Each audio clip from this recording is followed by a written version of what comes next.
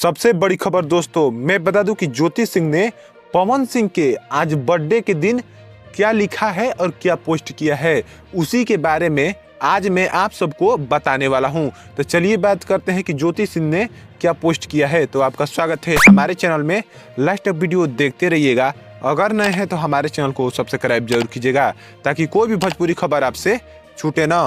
तो मैं बता दूं कि पवन सिंह की वाइफ ज्योति सिंह ने अपने इंस्टाग्राम पर उन्होंने अपने और अपने पति मतलब पवन सिंह के साथ एक पोस्ट किया है, जिसमें उन्होंने लिखा है कि आपको जन्मदिन की बहुत सारी शुभकामनाएं।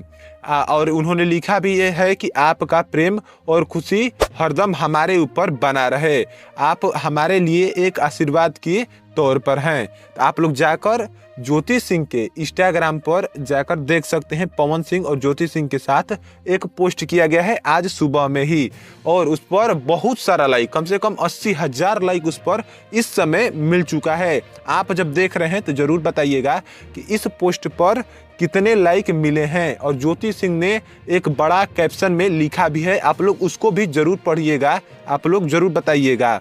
मैं बता दूं कि आज पवन सिंह का बर्थडे है, जिसमें लखनऊ में बहुत भारी प्रोग्राम आप लोग के बीच होने वाला है।